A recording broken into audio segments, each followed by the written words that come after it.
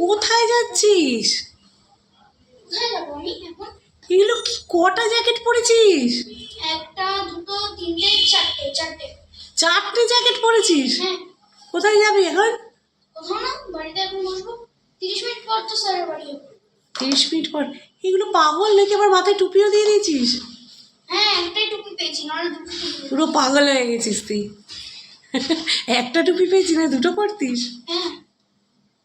ভগবান, যাও তাহলে এখন পড়তে, নাকি এখন যাওয়া হবে না? 6:30 বাজুক, তারপরে যাবো। দেখ পাপাজি কি করছে কি জানি।